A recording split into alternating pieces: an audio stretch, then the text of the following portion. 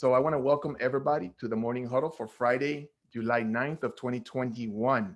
Like I said earlier, I am super excited about our topic and our guest today. He is Dan Grech, and he's going to talk to us about, social media, digital marketing, storytelling, connecting with your purpose, and anything you want to address regarding your business challenges with marketing. So it's wide open. I'll start the conversation off and Dan can share what he wants to share, but I want you guys to be involved and ask questions and we'll connect with Dan and find out about what he's working on and how he can be of benefit to you guys. But before I get into that, I did want to share some good news out of the city of Miami. So there are, I'm trying to connect, making sure that if you're in the huddle, you're going to be connected to the resources that you need to make it. So and not just survive, but thrive. So the city of Miami just launched a $15,000 grant. It's for businesses in the city of Miami, and applications opened on Wednesday, July 7th at noon. And so they're accepting. It's wide open right now. And as you can see, the program provides eligible for-profit micro enterprises, right? An amount not to exceed $15,000 or 20% of your 2019 business annual gross revenue, whichever is less. So this is a grant. So it's a great opportunity. Check it out. If you're not in the city of Miami, maybe you know someone who is, okay? So please spread the good word and let them know about this opportunity. They're on this website, and I will put it into the chat box when I get a quick moment, and you can see what the city of Miami boundaries are, and you can then know if anybody you know or yourself qualifies for this grant program. They also released another funding opportunity, which this one is a $35,000 forgivable loan. So the Small Business Emergency Loan Program 2 provides a forgivable loan to qualified for-profit businesses located in the city of Miami with more than 5, but no more than 20 employees. And again, it's eligible businesses can receive up to $35,000 or 20% of their gross revenue in 2019, whichever is less. So I will post this stuff in the chat box, and hopefully you guys can check it out and help me spread the word, please. Thank you so much. So that being said, I want to introduce our special guest, to our featured guest. His name is Dan Grech. He's the founder and CEO of BizHack, and he is a Pulitzer Prize-winning former NPR journalist turned marketer and educator. Past career highlights for Dan include being the head of growth at 2 software startups and the nation's largest Hispanic-owned energy company. He helped take Offercraft, a gamification software as a service company in the hospitality industry, from pre-venue to a $2.5 million run rate in just 2 years, culminating in an acquisition. So during his career as a journalist, he was a correspondent for NPR's Marketplace and PBS's Nightly Business Report, one of my favorite shows. The news director also at WLRN, Miami's NPR station, and was part of a Pulitzer Prize-winning team at the Miami Herald.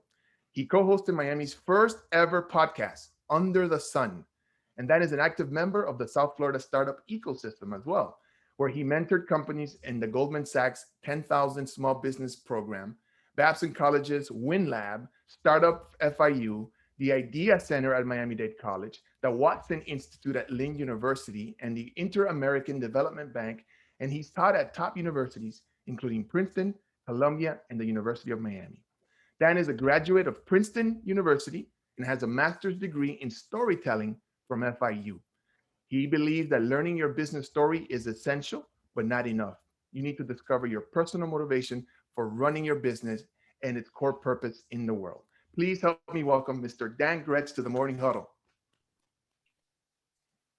Wow, what an introduction. That guy sounds pretty awesome. Well, Who's yes, he? he does. Who's You this know, Dan Grech guy? it's funny. First of all, Danilo, a couple of things. One, if you could give me co-hosting ability so I can share my screen. I've prepared a presentation for you guys. Second, I have a deep personal connection and friendship with Daniela. My wife is the CEO of Catalyst Miami and is the successor to Daniela at Catalyst, the organization that she founded and ran for nearly 2 decades.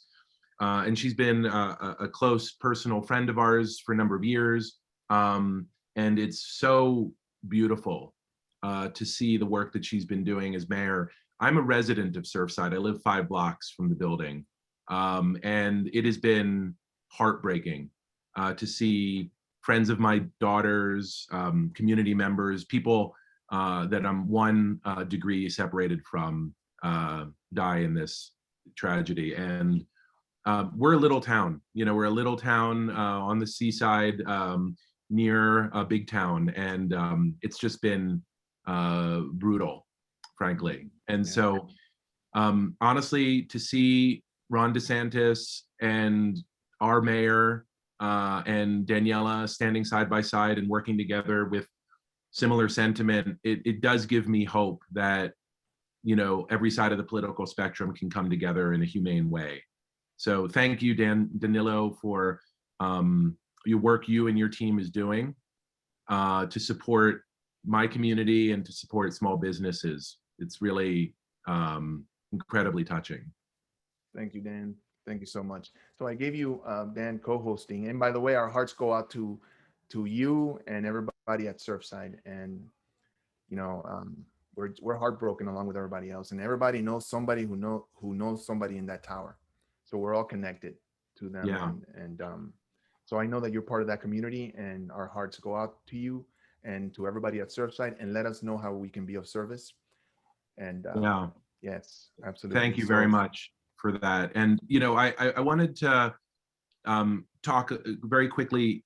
Many of you have introduced yourselves in the chat, not all of you, but I'm going to go quickly, and I'm going to do that on purpose because I want to have time for questions. This is a presentation that I did with Dr. Fran that lasted 3 hours yesterday. We're going to do a kind of executive summary of my philosophy and approach to digital marketing, and then we'll leave time for questions. So as a result, you're going to want to get these slides so you can review them on your own time. And the best way to do that is to put your email in the chat, and I'll go ahead and over the weekend, I'll get you a copy of these slides so that you can review them on your own time. I also have a special thank you gift that I'll include with that. And so please go ahead, click on the chat and introduce yourself. Some of you definitely put your email address so I know where to send the slides.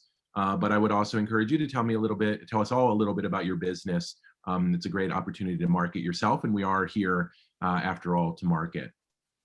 So as that was such a great introduction. I spent most of my career as a journalist at the Washington Post, Miami Herald, was a news director at WLRN, and then roughly the last decade as a marketer, which is what I call a business storyteller.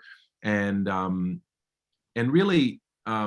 we partnered with a lot of the top organizations in town, FIU, Broward, Miami-Dade College, and we are a minority and women serving organization. And so it's with particular pride that we partner with the Opelika CDC, Hispanic Unity, the Florida State Minority Supplier Development Council. I know you look at me and you see a big white privileged guy, and that's true.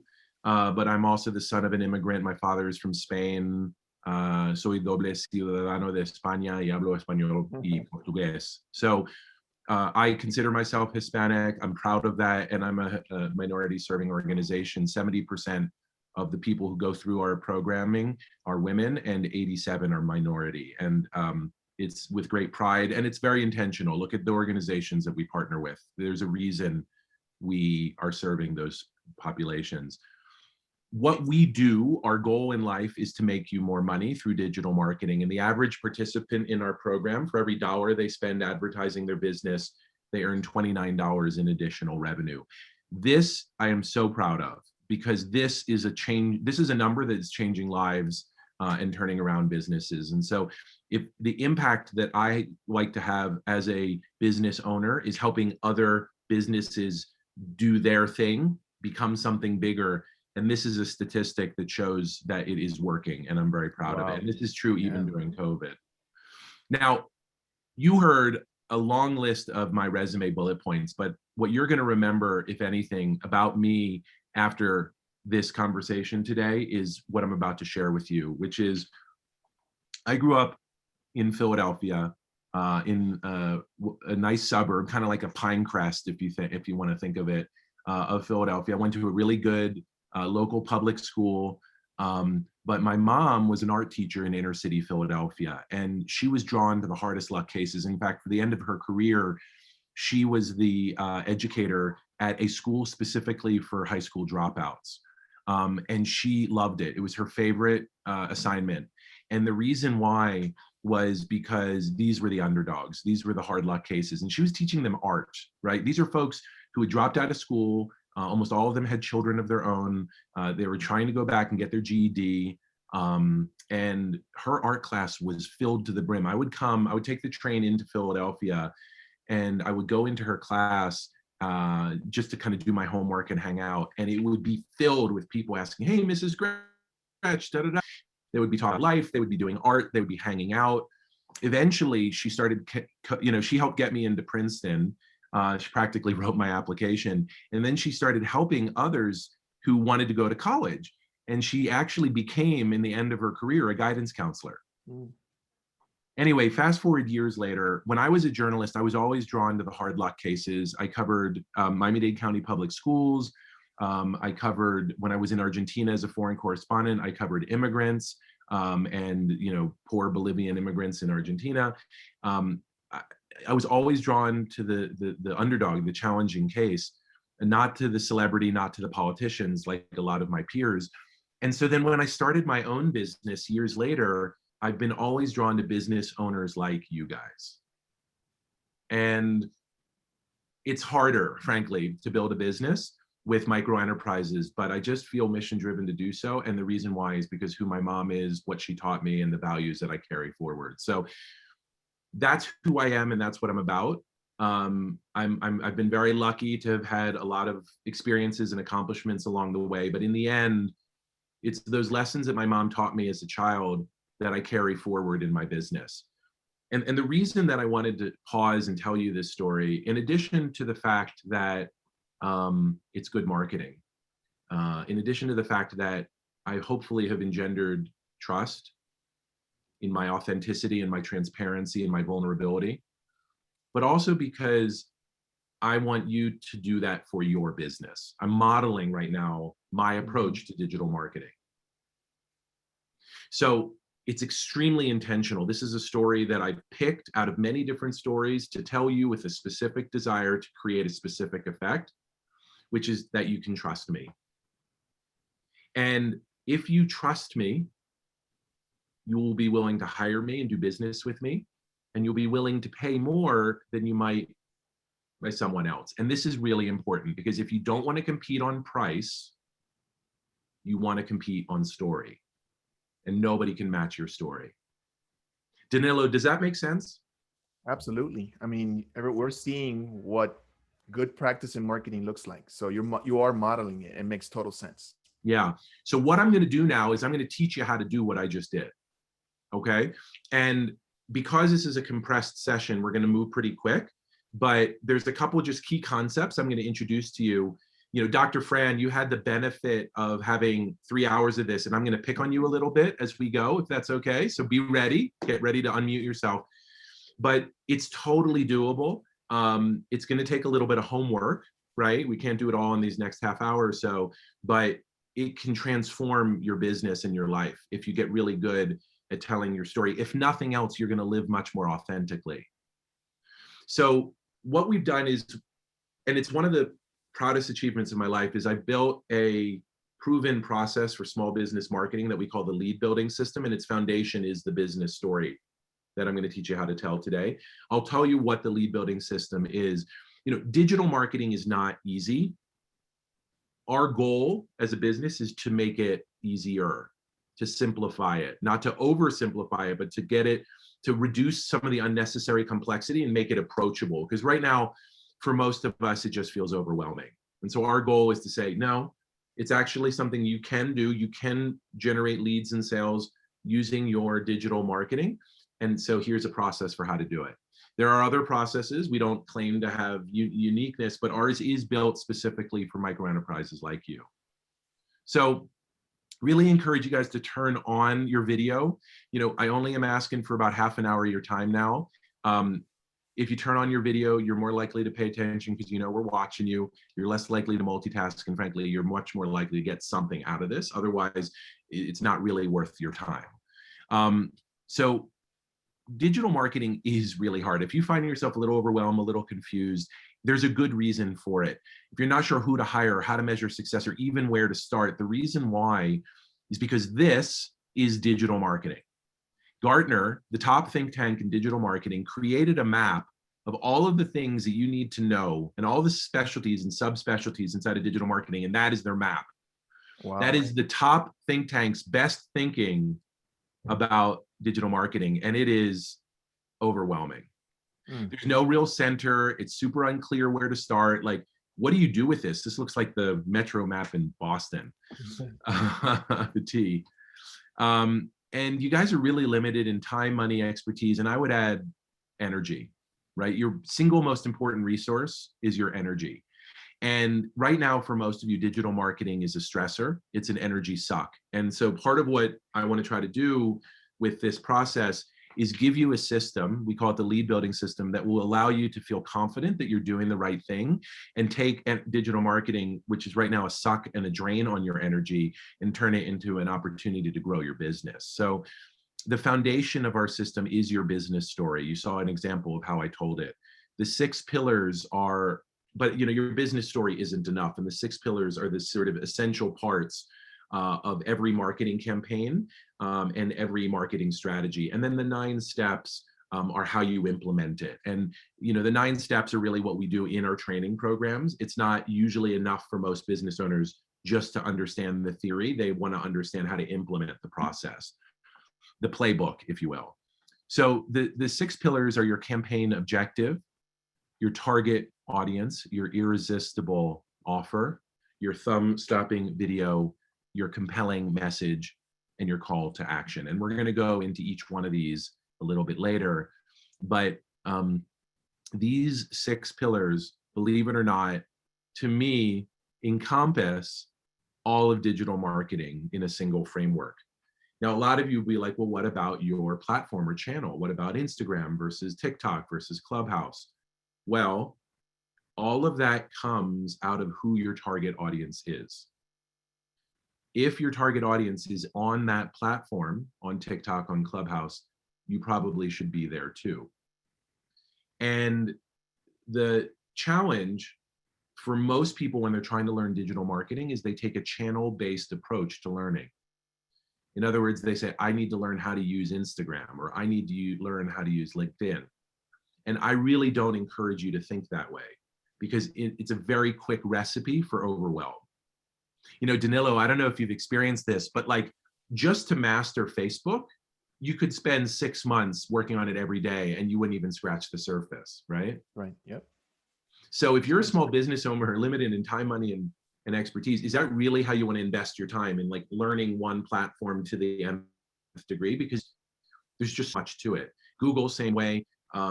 Instagram, the same way. And then the time you would spend pouring into it with committing what I call random acts of marketing is also not a good. So my strong approach, my strong recommendation is not to take a channel-based approach to your marketing, rather to think about your overall strategy, and then the channel is really the tactic. It's what comes next. This is the 9-step process. As I said, this is the playbook for how you go and take these pillars and implement them for your marketing campaign. And this has been developed over 7 years with 700 businesses. And I'm very proud of this fact. I've never taken a marketing course. I don't have an MBA. My master's degree is in storytelling. This was built from the ground up, working side by side and training small businesses and figuring out slowly what worked. This methodology, which I've been building for 7 years, I only actually kind of concretized in November. So this is really one of the products of years of just hard labor in the trenches with small business owners like you. And I'm very proud to have built it from the ground up. It looks different than anything else that's out there, and I'm writing a book about it, and I'm excited about it. And I'm very proud to share it with you. So we're going to talk about the business story. There are 2 key elements to your business story. There's your core purpose, which connects to your why, and then your story of me, and then how you tell it to others, which is your story of us. That's the foundation. So their core purpose and your story of me. So big companies get this. IBM has a chief storyteller. He is someone in the C-suite. He reports directly to the CEO. He's not the head of marketing. He's not the head of sales. He's all about story. And what he talks about at IBM is that IBM, one of the great B2B companies in the world, is now in the business of stories. It's no longer about selling things. So what I'm saying, that story is the foundation of your strategy, is validated by IBM, the greatest B2B marketer in the world, but not just IBM, Microsoft, GE, SAP, and Nike, who's been doing this since the 1990s. We're going to talk later about Apple and how it approaches storytelling and how it's made it into a $1 trillion company. So what the heck is a chief storyteller? Well, I'll give you the answer. It's you. You are your company's chief storyteller. As the leader of the company, as the person who raises capital from banks and investors, in sales calls, and then of course, whenever you're advertising and marketing, you are in the chief storytelling seat. And as the founder and CEO of your company, there is no one else to outsource this to. This is one of the big mistakes that small businesses make, which is they hire an agency or they hire a contractor and they say, go tell our story for us. And they haven't taken the time to tell that contractor, that agency, what their story is. And then you get this schizophrenic feel. Have you ever felt like someone, like Twitter is a different universe than your Instagram? And it's like you read one and then you read the other and you can't even tell it's the same company. The way you fix that is by getting really clear on what your story is, training people on your story, and then letting them figure out how to tell that in a tweet or on an Instagram post. As long as that core is consistent, you'll be okay across your multiple channels. If you haven't taken the time to define your business story, you're going to look schizophrenic on social media. So why do you tell a business story? Why is this a good idea? Why did Nike and IBM do this? It's because all marketing is H to H, human to human, nose to nose, whether it's a nose to the screen or a nose sitting in front of you. People are hardwired to respond to story. You'll remember my story about my mom much better than you're going to remember the list of accolades that Danilo listed. And the reason why is because we are storytelling animals. It's how we connect with others. It's how we build trust, and trust is who we do business with. It also is the way to unlock the power of digital marketing. It makes it memorable, motivating, and differentiates you from the competition. And this last point is really, really important. As a small business, you're very resource constrained and you're competing against well-heeled competitors with better known brands. And so you have to find an asymmetry. You have to find some way to deal with the fact that it's not fair. It's not a fair playing field. And your business story is one thing they can never match. I wanted to pause on this point, Danilo, and hear your thoughts about this idea. You know, these businesses that we work with are really struggling, because they're coming up against well-heeled competitors, multinational companies, big brands. How have you found that being really good at telling an effective story can help a business market itself? It's absolutely critical. That's what I've always communicated to all the businesses I've coached, because you have to get your story right to resonate with the audience you're trying to reach. And story does that. The human brain just knows how to tell stories. It doesn't know how to add numbers. It doesn't know how to read letters. It knows how to see something, interpret it, and then, and you can guide that process. So storytelling is key to competing today, because we're in a hyper competitive environment and you have so many competitors for everything. So whoever tells the best story wins. Yeah. And if you think about like the businesses that you do business with, you almost always attach a story to them. And a lot of the like mom and pops, the family owned businesses, the small businesses that you frequent, you go there because you felt seen when you go there. You feel like a person when you go there. And the reason they do that is because they're kind of living out their story. And it's the difference between a mom and pop and a Starbucks or a Chipotle or a McDonald's.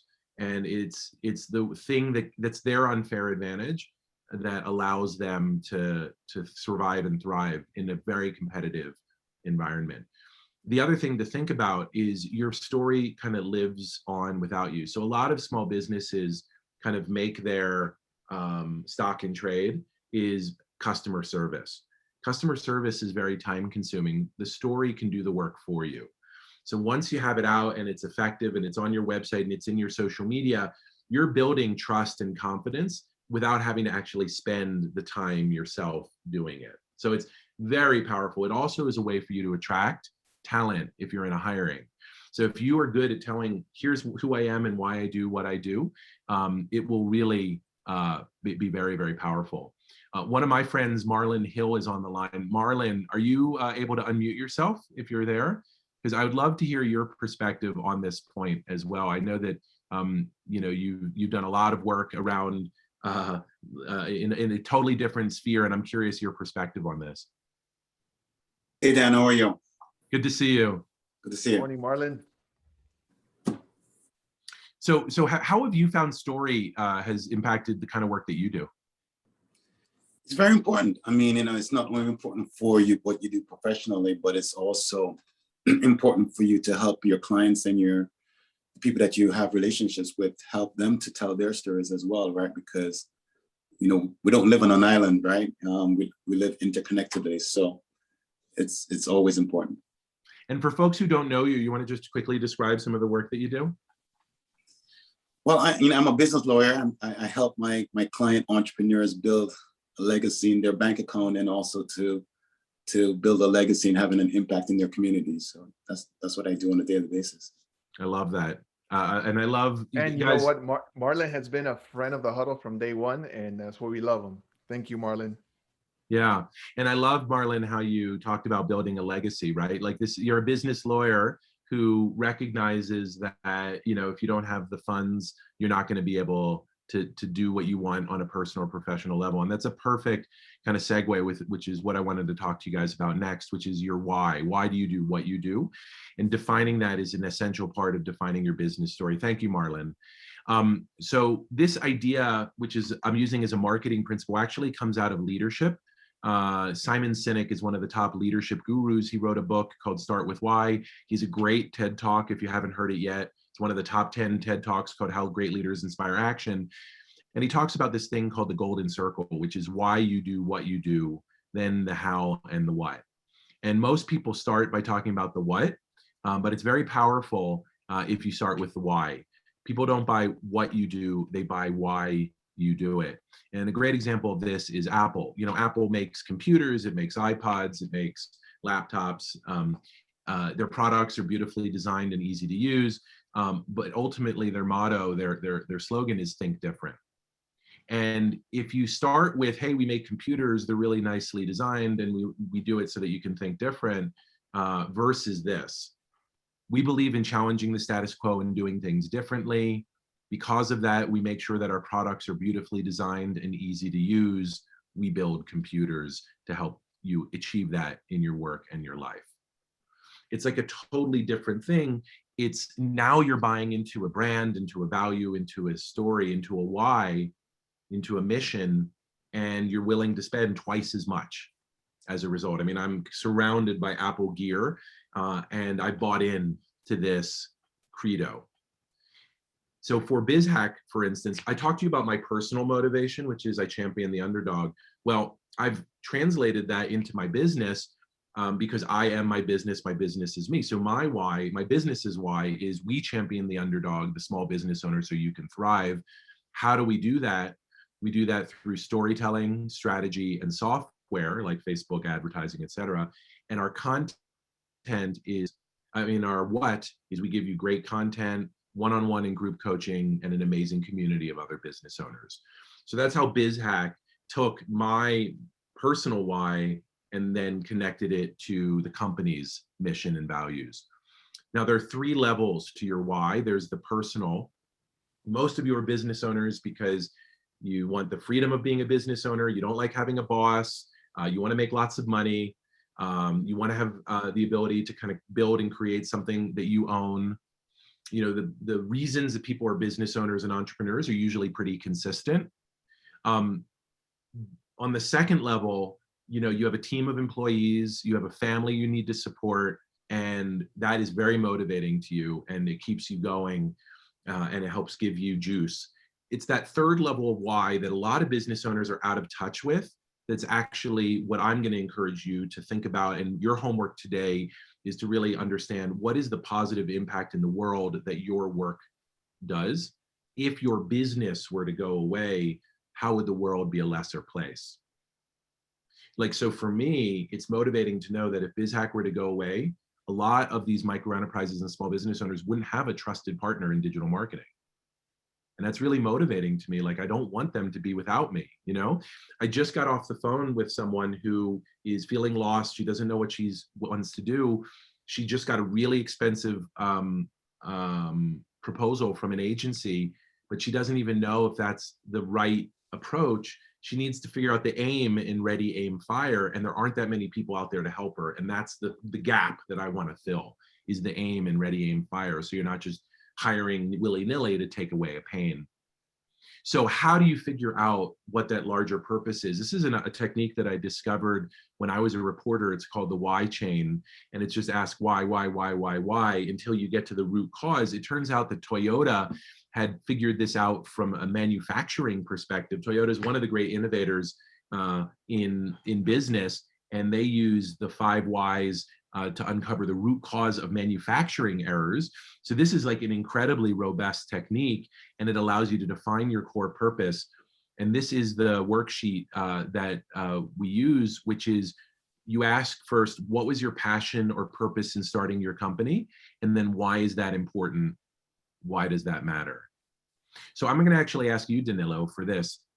Could you define your core purpose, your passion or purpose in the initiative that you're right now leading?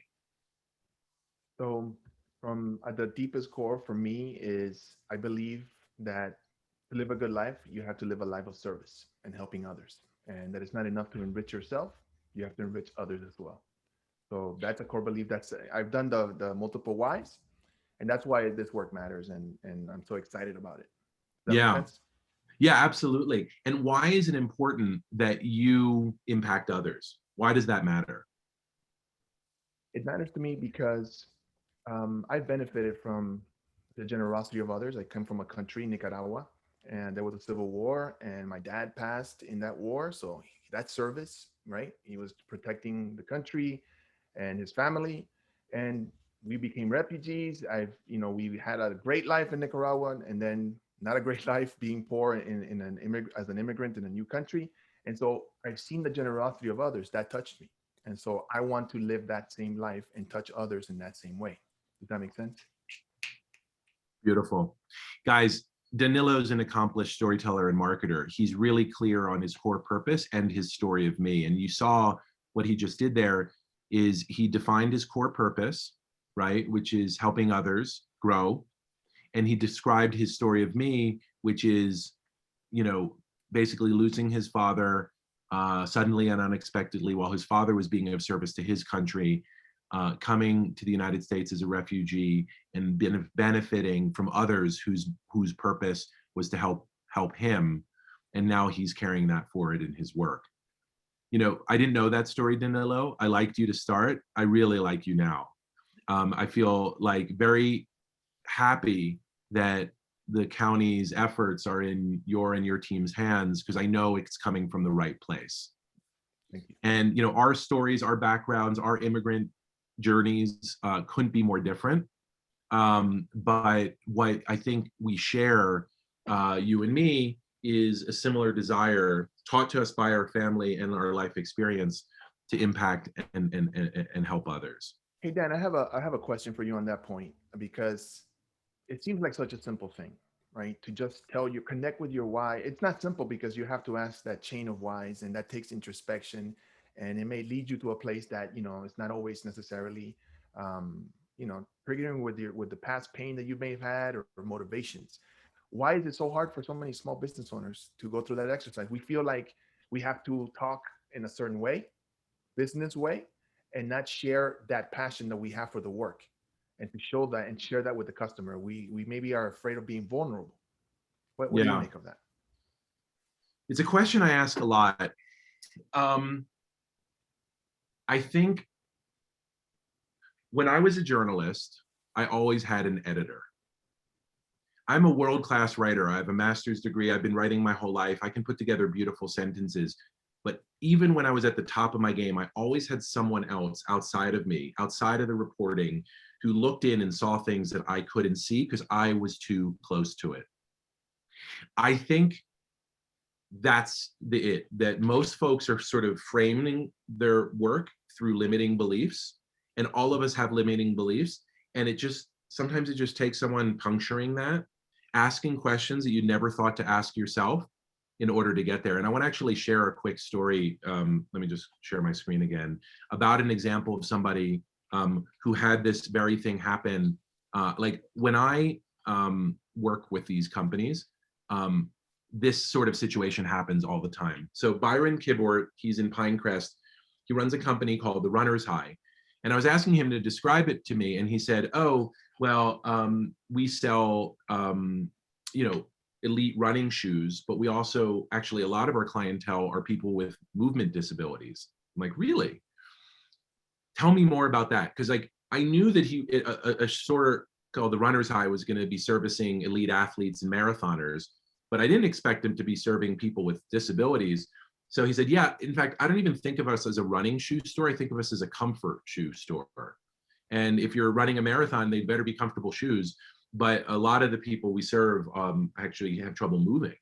And I said, well, why that audience? Like, why do you serve those folks? And then he's like, well, my mother was an Avon lady and she had multiple sclerosis, and she had to put her wheelchair in her trunk when she went from house call to house call. And it was very difficult for her to move, but she ended up being the top Avon lady in all of South Florida. And she's been dead 27 years, but I know she would be proud of me running a store where I help people with movement disabilities like her have a better life. And I said, Byron, have you ever connected your mother's story to the Runner's High? Did you know that that was why you started and run the store the way you run it? And he's like, you know what? I never thought about it. So, and he started to cry. He was like, oh my God, like this is why 30 years I've been doing this and why I've been serving this particular kind of client. These business owners they're in the trenches, they're doing the thing, and they don't even stop to ask themselves why. How am I making the world a better place? And who in my life taught me to value this? So my homework to you guys is I really encourage you to take a minute and ask yourself, like, there are a lot of different businesses you could have started, right? Why did you choose to start this business? Let's be real for a second. Starting a business is no joke, right? It is incredibly time consuming. It is not as freeing as you might have thought. I like to say that when you run your own business, you're getting paid worse with the most insane boss you've ever had. Like you're up all hours, you're thinking about it, it's taking time away from your family. Why are we doing this craziness?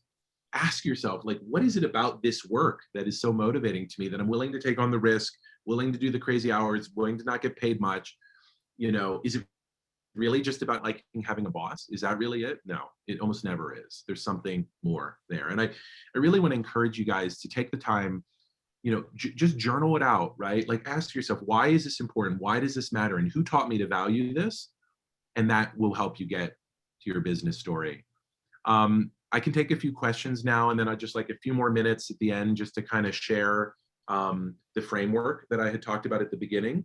And there are a lot of slides that I can't share just because of time constraints. So if you put your email in the chat, I'll email you the whole deck, and it's a pretty good read. Fantastic. So guys, if you want to ask a question of Dan Grech, please raise your hands and I'll pass you the mic. Don't be shy.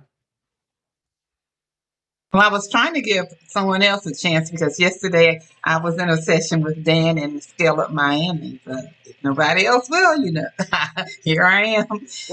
Dan asked me this question yesterday to share my story, and I found out something about myself. I don't do very well on the spot, but I had time to really think about it. And so my story really is what I do now from my parents, my father and my mother, both during the civil rights movement. Martin Luther King's name is the famous name, but on a local grassroots level, there were the Black pastors who were fighting for equal rights, who were taking care of communities.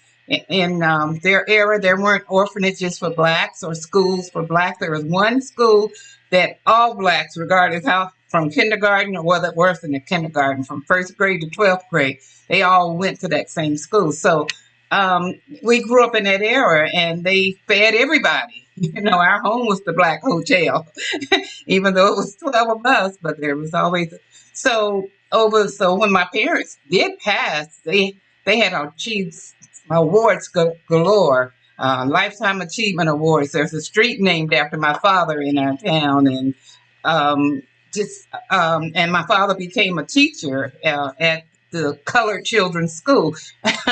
And so and then my mother at her passed, and there was 3,500 seat auditorium, and it was packed. People flew in from all over the country to be there to honor her.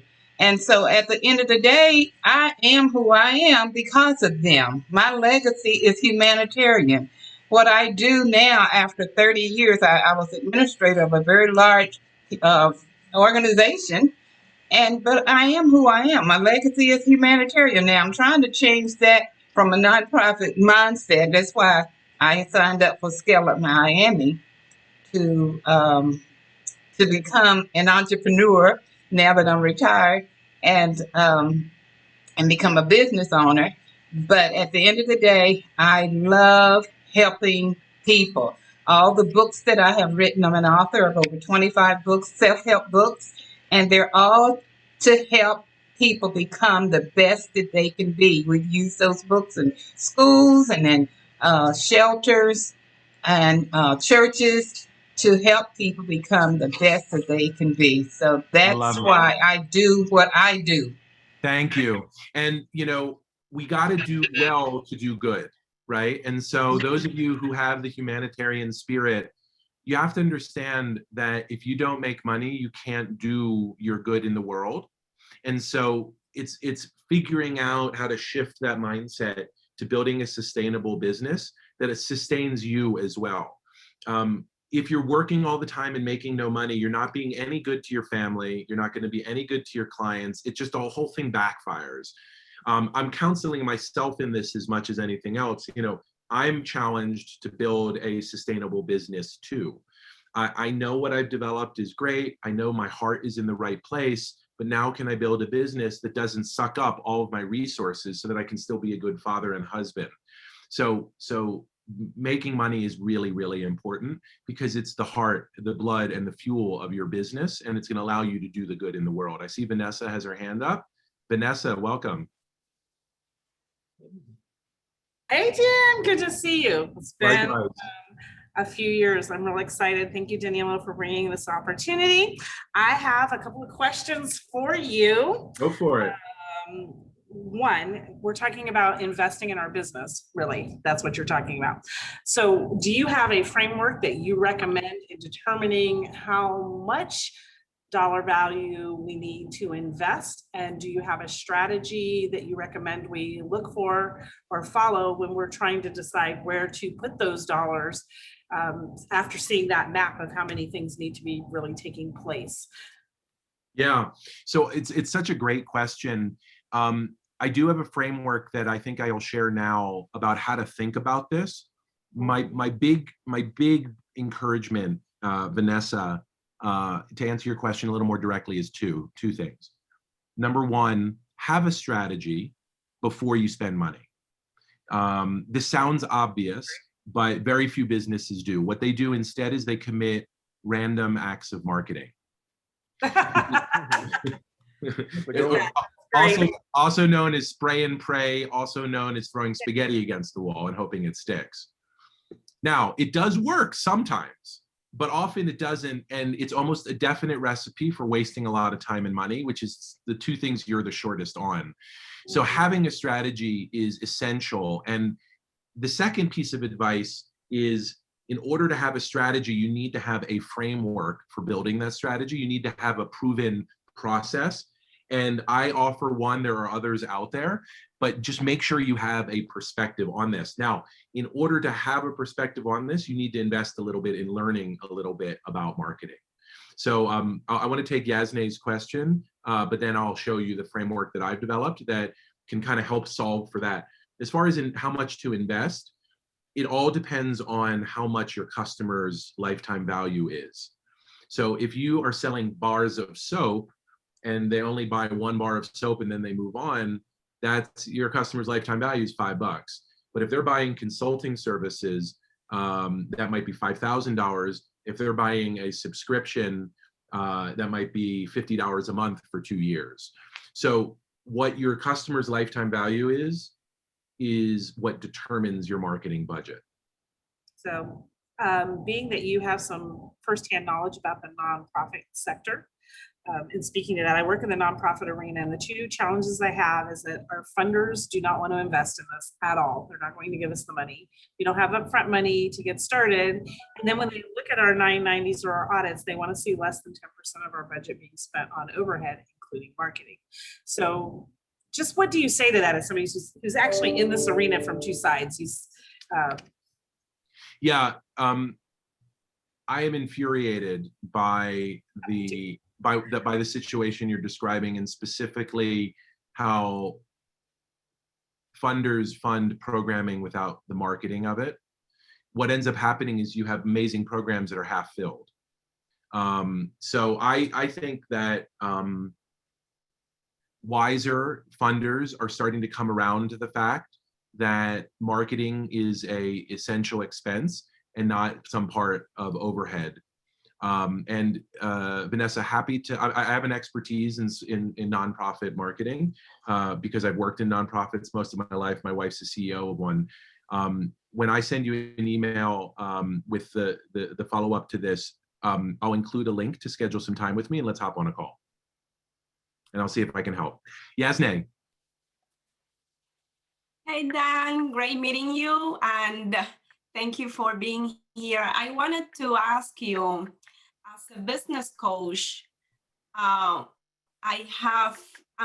actually working with Danilo on this aspect, but I have the tendency to support my clients and do the one-on-one, the hand-holding. And where that comes from is because my family, my mom, my dad, they are my inspiration to do what I do. We are Cubans. My dad came in a raft. They started a convenience store in Little Havana with no money, and they've been in business for 15 years. So for my parents, all this time, I've been that micro business catalyst. I've been helping them and doing the hand-holding to help them implement processes, organize their numbers, and succeed with their little mom and pop. So my tendency when I work with clients like that, which is what drives me to support these micro businesses, is to do the hand-holding, to be there, to do the one-on-one coaching, to spend with them 2 hours in a Zoom call and make it happen. But that's not scalable. So I'm trying to, what would you suggest as you are also dealing with this part? Because when I hear you saying and kind of talking to yourself and saying, I have to make this a profitable business, it's like, yes, I'm doing that therapy for myself as well. Yeah. So what do you suggest to help with that? Absolutely. It's a really rich question and one that's very alive in my mind.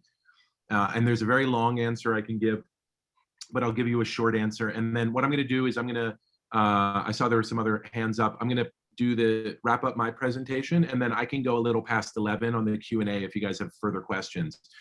So Yasnay, here's the first thing to think about. Number one, your time is very valuable.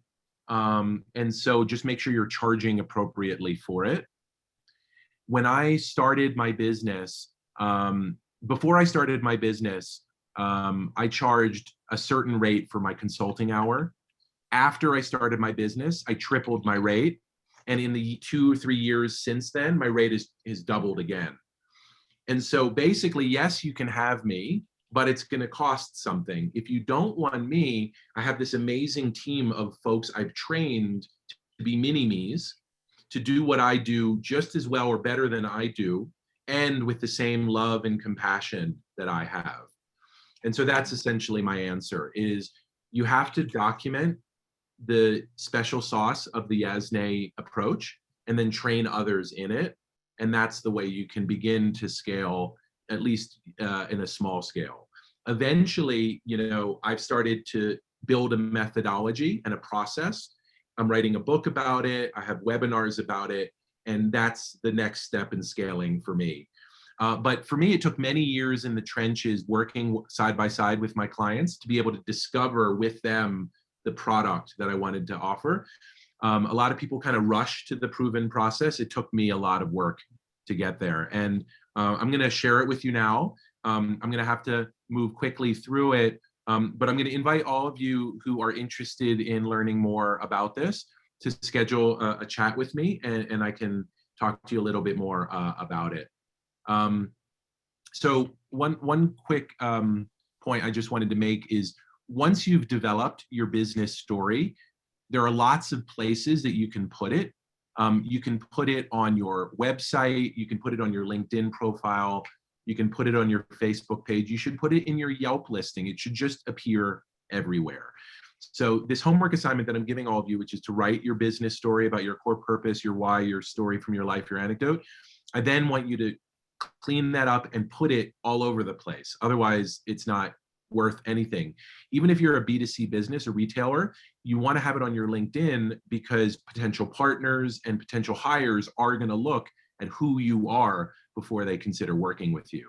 So it's really, really important that you've defined that. Now, the proven process, which is going to be what's allowing me to scale my business from just me consulting to me impacting thousands of businesses, is what we call the lead building system. And there are these 6 pillars that we talked about. So the campaign objective is, what specific thing do you want to have happen as a result of the campaign? And for small businesses, there really are 2: lead generation or brand awareness. Sometimes if you're an e-commerce company and you want them to buy directly online, but 95% of the companies that I encounter are not e-commerce. So really it's about teaching people about you and your business and what you do in the world, and then getting them to give you their contact information so you can hop on a call with them. So those are the 2 objectives. And depending on what your objective determines what your key performance indicator or KPI is, which is what all analytics comes out of. So this is a simplified way to think about marketing analytics. When you see that dashboard filled with data, ask yourself, what is my objective of this campaign? And when you're dealing at a high level, like at a company level, it's very simple. It's like, I want to get people's contact information, and then I want to sell them on my product or service. That's your KPI. That's how you measure success. If it's on a campaign level, it's like, I want to run a Facebook ad to get them to click on a link to go to my website and then fill out a form. So, okay, how many clicked on the link? That's the KPI for the ad. And this sounds obvious, but I can tell you this is profound, and a lot of small business owners get confused about analytics because they don't remember or recall what the objective is. And then my favorite bad example of this is, you hire an agency, they run an ad, the goal of the ad is awareness, and then you're getting mad at them because they didn't generate any leads for you. Well, the goal of the ad was to get people to watch a video, not to give you their contact information. So you should have had a different objective if that was the result you really wanted. Next is your target audience. This is essential. And most of you think you know who your target audience is, and most of you do not. 80% of the businesses I work with are fuzzy on who their ideal customer is. And the big concept that we've added to the field is this notion of the persona pair. So you've heard of your ideal customer persona, your ideal customer. Well, almost always they have someone else who they're making the decision with. So if you're a dance studio, you've got the dance mom, but then you have the daughter who's actually doing the dancing. And you have to influence both of them in your marketing. If you're a B2B marketer and you're selling to a company, There's the individual who's going to use your consulting services, and then their boss or the CFO who's going to approve the expense. If you're selling pest control services and it's the soccer mom who's going to buy it, it's the barbecue dad who's going to be consulting in the decision before they buy the pest control services. So there's always going to be a pair. Make sure you know who your pair is and to define both of them. And here's the thing. When you do your advertising, you advertise or you're marketing to each pair separately, because the barbecue dad and the soccer mom want pest control for totally different reasons. One wants to keep their kids safe in the backyard. The other doesn't want to get bitten up while he's barbecuing. So the reasons and the messaging is totally different. And the only way you're going to know that is if you really clearly define who your personas are that you're targeting. Next is your irresistible offer. Most of us are trying to get people to give you their contact information. In exchange, you have to give them something in return. So, I mean, just to be very transparent, I'm offering these slides in exchange for your email address, right? Let's be just really explicit about it. And these slides have real value and you want them, and so you're willing to share your contact information with me. Now, am I going to spam you? No. Am I going to be a pain in the ass? No. Can you unsubscribe at any minute? Yes. But that is the idea, is that if I give you something of value, you give something in return. And if you've built a trust relationship through your business story to start, you know that I'll be a good steward of your contact information. This is what you need to do. I hate how restaurants never ask me for my contact info. And if they did, and they gave me a good reason to do it, like Flanagan's does, like their loyalty program, and I'm there every Tuesday because everything's discounted on Tuesday, like I'd be there more. Why don't you all do this? I don't know. I struggle with this a lot. At that point of sale is the most powerful marketing moment you're ever going to have. And too many retail businesses, especially mom and pops, don't take full advantage of it. But you got to give me something in return. Give me a reason to want to give you my contact information. I will do it. If I trust you, if I like you, and I want to come back, I'd be happy to stay in touch. And there are 3 levels to this. There's that free irresistible offer, that initial touch. The foot in the door offer is, okay, I'm now a client of yours, but I'm buying, maybe I just did the trial class, right? What is that next offer to get me across the finish line to actually start spending money? And then the upsell offer is, okay, now I've spent some money, what else can I buy?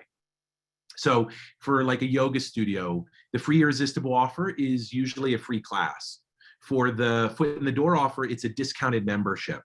And then the upsell offer is how to get them to stay being a member for that, for that package that they bought. And every business has a version of this, and you all should be aware and think about your irresistible offer strategy. Thumb stopping video. What the heck does thumb stopping mean? Well, when you're scrolling on your phone and there's the feed and you stop, that's because it's a thumb stopping video, something that caught your attention. Thumb stopping acknowledges that mobile is the dominant way that people consume digital media today. Well more than half, about 2/3 of all consumption. And there are only a few industries where this is not true, like real estate. Most people do real estate on their desktop, but majority of people are going to consume this media on their mobile phone. Video, because video is the vernacular of the web, and video will get you much more eyeballs at a much lower cost. So how do you create a 6 to 12 second video in a matter of minutes for free? That's one of the things that we teach. There are free video editing software out there that you can do. You do not have to hire, you don't have the budget to hire a videographer. And anyway, the video, you don't know if it's going to work until you try it out. So you don't want to spend a lot of time creating it. The next pillar is the compelling message. So you have the video and then you need the words to surround it. And my big advice to you guys is the ATV messaging approach, which is to be authentic, transparent, and vulnerable. You've seen all 3 of those from me today when I was talking about Surfside, when I was talking about my family. What that does is that engenders trust, and that makes it more likely for people to want to continue a relationship with you, to take you up on your offer and to do business with you. And then finally, the call to action. Rah, let's do something, right? So you'll see when I send you the email, I'm going to give you a lot of resources, and then I'm going to encourage you to schedule a call with me. If you feel like I can help you in some way, you'll schedule a call with me. That's my call to action, right? And as I think about my customer journey, the start of the customer journey is today's conversation, but that customer journey will continue with my email to you, hopefully our phone call, and then maybe some of you will even enroll in some of our training. So just to be very transparent, that's how this marketing campaign, the pillars of it. And I want you to always be thinking, like, whenever you send an email, always ask them to do something in response.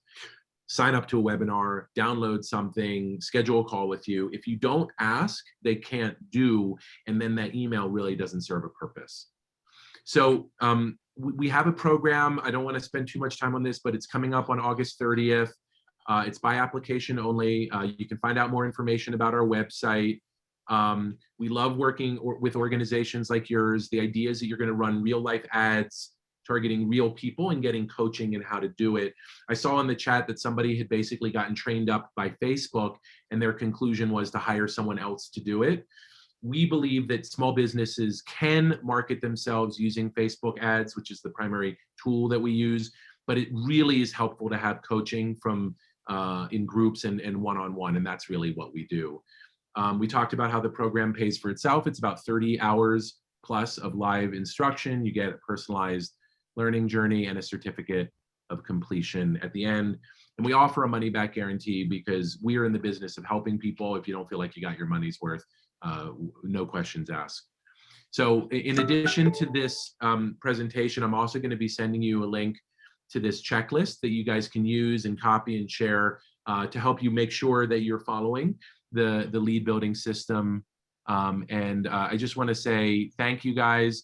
Go home, write your story of me, and feel free to schedule some time with me if you'd like to learn more. Just to wrap up before we go into a little extended Q&A, you know, we are living through a crisis. I know it feels like COVID is on the wane, but the truth of the matter is often the aftershock is worse than the initial situation. And we're going to be seeing impact of COVID for years to come. When you look at the word crisis in Chinese, it has two meanings. There's two characters that compose of it: danger and opportunity. We are all super aware of the danger to our lives, to our businesses. What I want to encourage you to do is to look at the opportunity that has emerged. A lot of folks have not made it through. Businesses have not made it through this. The playing field is open. Every business has had to change. If you're faster to pivot, as many small businesses are, you can grasp that opportunity faster than your well-heeled competitors. So we're here to help you in that journey. And thank you so much, guys, for the time and for sticking with me for some extra minutes. And I'll open it up to questions. Happy to stick around. Thank you, Enrique. Thank you so much. Let's give him a big round of applause, guys, for that master class. And you modeled it for us. So you see a master marketer at work. That was fantastic, Dan. Thank you so much. I know Miss Kimyana and Ann had a question or a comment.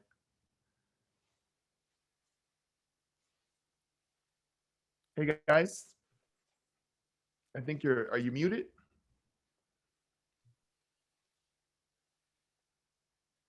Okay, can you hear us now? Yes. Thank you for having us this morning. It was very exciting. Thank you so much. Yes, Dan, you are amazing. You're amazing. I did have a question, but I guess I could also do that one-on-one. But the part that I get stuck at is once you have all this packaged together, you got your story, it's how to figure out your audience and get the best ROI to the proper audience. That's the question. And Yeah, it's a great question. You know, how do you serve your audience and get the best ROI for them and for yourself? And the way that I would answer that is you need to really understand your customer. So what I really strongly encourage is listening. And this is really hard. Those of us who are in sales mode know that when you're listening as a salesperson, you're listening for ways to sell them on your product or service. I would encourage you to listen dispassionately, to listen and just take in what they're saying their pain point is, and then looking to see how you can help solve for it. And then once you've figured out what their pain is, then you can start building a product or service that meets that pain. This is an approach that comes out of Silicon Valley called customer development. There's this amazing dude named Steve Blank who has created a whole curriculum around this. And if you look at how software is developed today, it's exactly through this. It's through design thinking and empathic interviewing.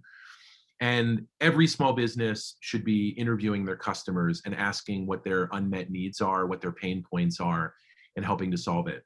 I'll give you an example. This morning, actually, shucks, I'm going to show you my sales presentation from this morning. Give me 1 sec, because I just want to show you how this works in real life. And the result of this sales presentation was for her to say, I'm in, I'm in, I'm in. So and she said, you're a great listener. So let me just show you what I meant. Nice. I interviewed her and then let me see if I can figure out the right screen. Here it is. And my first slide, right? Like, here I am, please keep this between us. But my first slide is, here's what I heard from you, right? You're an accomplished storyteller. You love a story-based approach to marketing, but you're unsure where to start. You want a trusted partner and you need accountability. And you're very constrained in time and money, right? And she's like, you nailed it, that's me. And I said, like, listen, when people are coming to you with solutions, what you really are is you're at the aim stage of ready, aim, fire.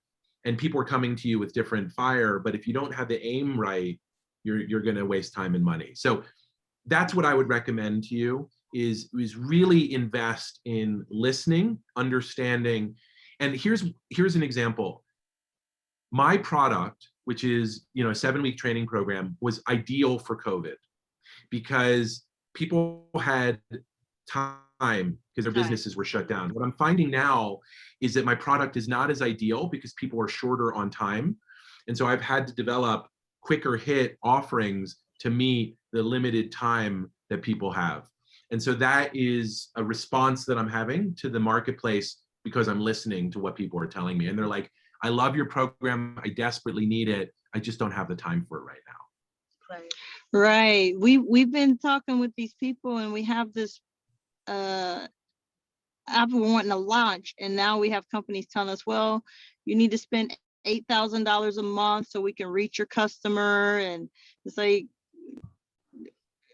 it just gets all very confusing on how you want me to hand you over $8,000 every month to how do I measure if it's working or not? And it's so frustrating from there. Listening to you this morning felt so good because we were able to look at each other and say what our inspiration was. We knew it already. We knew our stories. We tell them all the time. Kimyana's done a lot of work on the media page and brochures. So we have the information. Now we have people wanting us to pay them to put that information out there to drive traffic to us.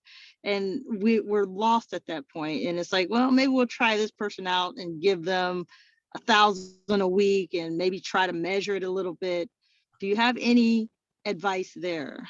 Yeah, which is, don't start spending that money until you're dead clear on what your objectives are. Right? Danilo, like what you're saying scares me a little bit because you have a pain, right? And that pain is that you need to, you have a great story to tell, but you don't know how to get it to your audience. Yes. And good. Every business owner feels this pain, but what you do next is really critical. My advice, whether it's with me or someone else, is to invest in yourself, understanding and learning, so that when you do take that next step and invest your hard-earned money into a partner, it's the right partner and you know how to measure their success. Right now, what I fear is that you don't know enough to make the right decision.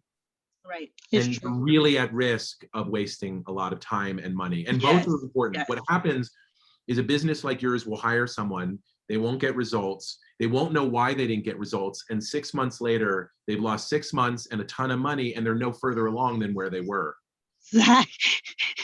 You've been watching me. You've been watching me. Here's the ugly truth. A lot of digital marketing agencies make it sound more complicated than it actually is, because mystification drives sales. And I'm on the other side of the table. I'm next to you. I'm going to make it demystified and simple, because it isn't.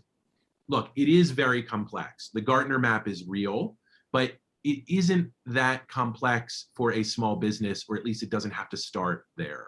You can kind of ease into the complexity as you get better and better at it. But in the end, selling yourself is telling your story online. It's reaching customers, telling your business story online.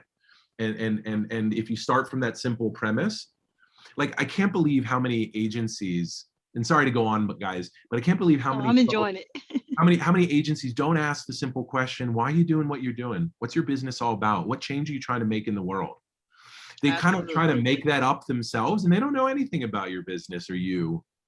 So if they're not starting from there, I'd be worried. Right. So you do ad management? I do along not. with the digital marketing? No, you do not. Okay. No, we train businesses. What we primarily do is we train a business owner in how to run a campaign, and encourage them to hire someone to do it for them at that point. Okay, or to train up their staff. So what we have learned, and Danilo, I know you've done a lot of marketing training. Digital marketing is really hard to train in the abstract. It is. It's so broad. It's so broad. So if you like just give them one little campaign to run and they run through it, it's like a bicycle. Now you get it.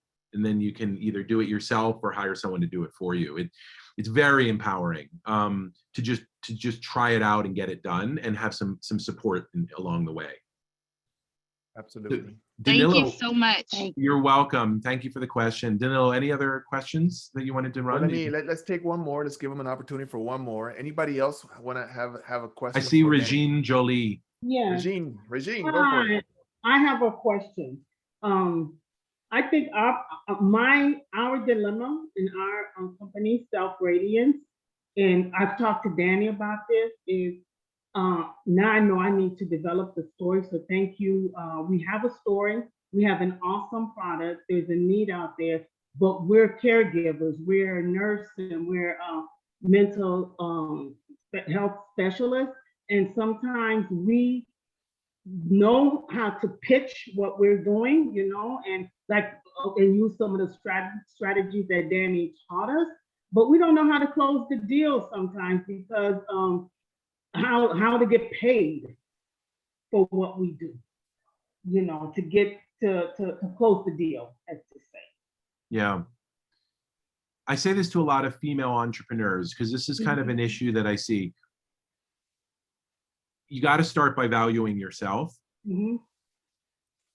And it's not just female entrepreneurs. Most business owners start not charging enough. And it's probably the most common mistake I see in small business. Now, pricing is part of marketing. I had a really interesting story with a startup yesterday. She's a good friend of mine. Her name is Molly. And Molly said, Dan, I'm taking your course. Do you offer any friends and family discounts? And she said, and I said, it's funny, Molly, I don't, but I do offer scholarships, partial scholarships for women-owned businesses. And she said, I'm glad that you said you don't offer friend and family discount because I refuse to offer friend and family discounts. Even my father-in-law has to pay for my services. And she's like, what I do have is I have an introductory offer. Try me out. If you don't like it, you don't worry about it. But I'm glad that you don't have a friend and family discount. And I was like, Molly, this is like the first time I've ever had this conversation with a startup business owner where they're charging the right amount from the get-go. And so I would encourage you to really, and to think about your pricing, not from a bottoms up, like how much is my time worth? How much is an hour? But from a top down, what value am I providing? What solution am I providing? And then when you articulate their pain in a really clear way, like I did with Lee, you're going to be much, much more likely to close it because you're not paying for my time. You're paying for me to relieve a pain. Right. And that you're going to get a lot more money for it. Do we have time for Gasleen before we wrap up? One more with Ms. Gasleen. Ms. Gasleen, go for it.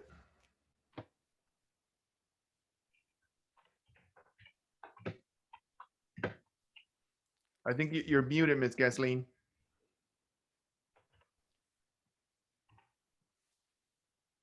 Uh-oh. Audio difficulties. Ms. Gasleen, we can't hear you. You might have to press *6, I think is what you have to press on Zoom sometimes. Well, Danilo, sorry, yeah. You guys are more than welcome to schedule some time with me. Danilo, thank you for this opportunity and for the service you're doing with this each week. And, I'm looking forward to finding other ways for me to partner and support you in your work. Thank you so much, Dan, and thank you for caring about the underdog. That's what it's all about. Micro businesses are essential to Miami-Dade economy. So you're doing great work, and thank you for sharing this amazing information, guys. Let's give them another round of applause. Thank you so much. You've enriched the huddle today, Dan. We're grateful to you. Thank you. Thanks, you. Dan. We look forward Thank to you, hearing from everybody. Dan. Get that email. Thank you, Take care. Dan. Thank you. Thanks, Thank you. everybody. Thank We'll you. do it again next Bye. week, guys. Thank you. Happy Thank weekend. you. Thank you. Bye-bye. Thank you, Danilo. Thank you, Ms. Maggie. Good to see you. Thank you, Danilo, and thank you, Dan, for sharing your story. Thank you, you guys. so for much, joining. Dan. Love to schedule one-on-one with you. All right.